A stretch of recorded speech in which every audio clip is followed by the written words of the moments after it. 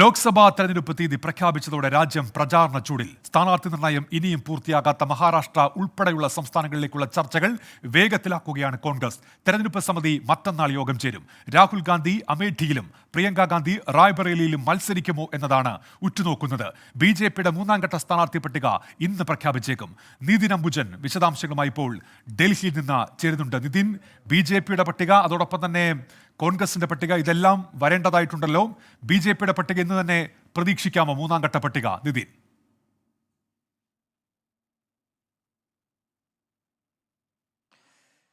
ഉന്മേഷ്, എന്തായാലും ബി.ജെ.പിയുടെ മൂന്നാം ഘട്ട പട്ടിക ഉടൻ തന്നെ ഉണ്ടാവുമെന്ന പ്രതീക്ഷയിൽ തന്നെയാണ് ഉള്ളത്. 2 ഘട്ടങ്ങളിലായി 270 സ്ഥാനാർത്ഥികളാണ് ഇതുവരെ പ്രഖ്യാപിച്ചിരിക്കുന്നത്. ഇനി കേരളം ഉൾപ്പെടെയുള്ള സംസ്ഥാനങ്ങളിലെ സ്ഥാനാർത്ഥികളെ അടക്കം പ്രഖ്യാപിക്കേണ്ടതുണ്ട്. എന്തായാലും അതുമായി ബന്ധപ്പെട്ട തിരക്കിട്ട ചർച്ചകൾ ഡൽഹി കേന്ദ്രീകരിച്ച് നടക്കുകയാണ്. കാരണം ലോക്സഭാ തെരഞ്ഞെടുപ്പ് പ്രഖ്യാപനം ഇന്നലെ നടത്തിയൊരു പശ്ചാത്തലത്തിൽ വേഗത്തിൽ തന്നെ സ്ഥാനാർത്ഥികളെ എല്ലാം തന്നെ സ്ഥാനാർത്ഥി പട്ടിക പുറത്തിറക്കിക്കൊണ്ട് പ്രചരണം ശക്തമാക്കാനുള്ള ഒരു തീരുമാനമാണ് ബി.ജെ.പിയുടെ ഭാഗത്തുനിന്ന് നടക്കുന്നത്. അതിന്റെ ഭാഗമായുള്ള ചർച്ചകൾ ഡൽഹി കേന്ദ്രീകരിച്ച് തുടരുന്നുണ്ട്. അതോടൊപ്പം തന്നെ കോൺഗ്രസ് സാഹചര്യം പരിശോധിച്ചാൽ കോൺഗ്രസ് 2 ഘട്ടങ്ങളിലായി ഇതുവരെ 83 സ്ഥാനാർത്ഥികളെ പ്രഖ്യാപിച്ചിട്ടുണ്ട്.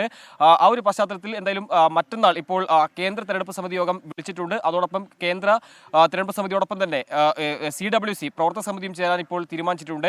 എന്തായാലും പ്രകടന പത്രികയുടെ ഒരു അന്തിമ രൂപം നൽകുക, അതോടൊപ്പം സ്ഥാനാർത്ഥി നിർണ്ണയം, ഇത് വേഗത്തിൽ പൂർത്തീകരിക്കാൻ തന്നെയാണ് ഇപ്പോൾ കോൺഗ്രസും തീരുമാനിച്ചിരിക്കുന്നത്.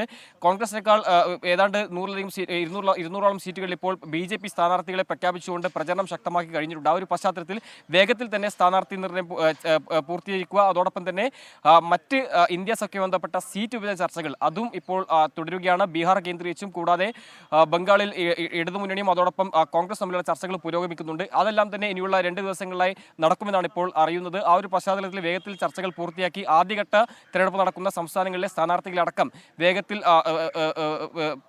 പ്രസിദ്ധീകരിച്ചുകൊണ്ട് അല്ലെങ്കിൽ പട്ടിക പുറത്തിറക്കിക്കൊണ്ട് പ്രചരണം ശക്തമാക്കാനുള്ള തീരുമാനമാണ് ഇപ്പോൾ ബി.ജെ.പിയും കോൺഗ്രസും തീരുമാനിച്ചിരിക്കുന്നത്. തിരക്കിട്ട ചർച്ചകൾ ഡൽഹിയിലും അതോടൊപ്പം തന്നെ മഹാരാഷ്ട്ര കേന്ദ്രീകരിച്ചും നടക്കുന്നുണ്ട്. വൈകാതെ തന്നെ ഈ സീറ്റ് വിഭജനവുമായി ബന്ധപ്പെട്ട ചർച്ചകൾ പൂർത്തീകരിക്കുമെന്നാണ് കോൺഗ്രസ് നേതാക്കൾ വ്യക്തമാക്കിയിരിക്കുന്നത്.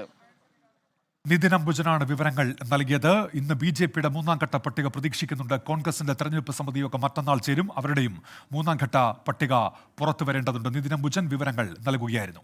ലോകത്തെവിടെയായാലും ഏത് സമയത്തും 24 വാർത്തകളും ഓഗ്മെന്റഡ് റിയാലിറ്റി പാക്കേജുകളും എക്സ്പ്ലെയിനറുകളും വിശദമായി കാണാൻ ഞങ്ങളുടെ യൂട്യൂബ് ചാനൽ നിങ്ങൾക്ക് സബ്സ്ക്രൈബ് ചെയ്യാം.